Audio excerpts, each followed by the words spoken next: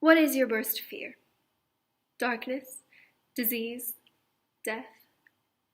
Under no circumstance should we have to endure this kind of fear in our lives.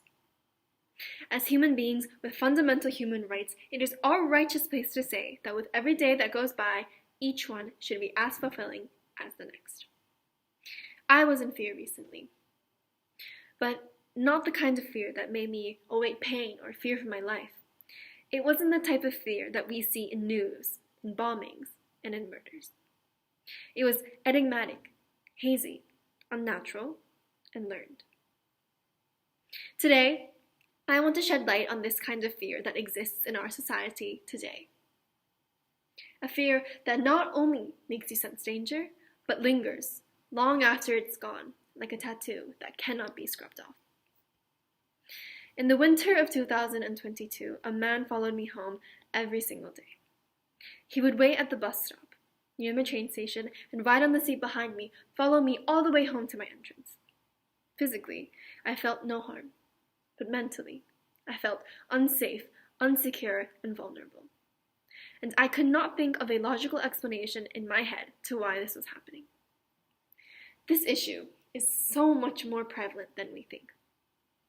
According to a study by the Japanese Police Department conducted in 2022, it was revealed that 70% of women and over 30% of men said that they have experienced public harassment of some kind.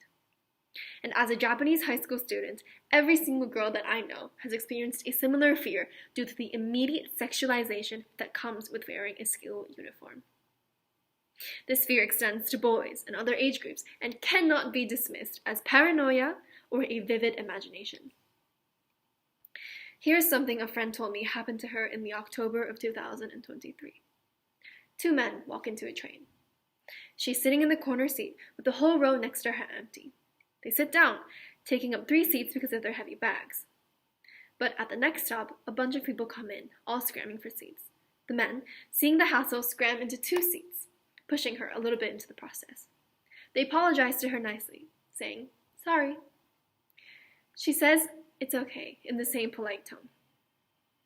But moments later, the man next to her turns and says, "Where are you going to?" She panics. Should she tell her where she's going? Is she allowed to trust him? And there is one thought inside of her head that lingers the entire time. I hope he doesn't follow me home. The 2 men get off at the next train stop.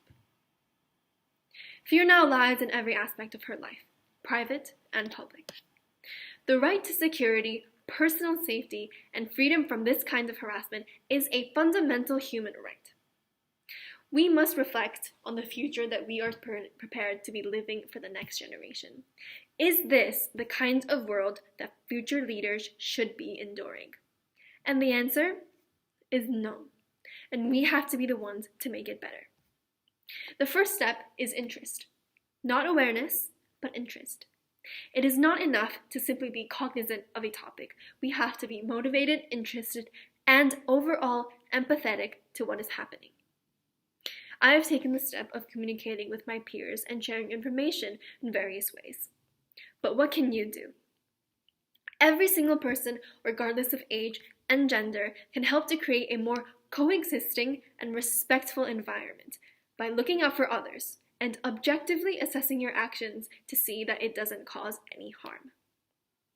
I wish for the keywords of coexistence and respect to echo into the new generation. A new generation where the leaders of tomorrow can grow and thrive without the constant fear that mars our society today. And it starts with us, right here, right now. So let us take the first step to making a more coexisting and respectful world in the only way that we can, together. Thank you.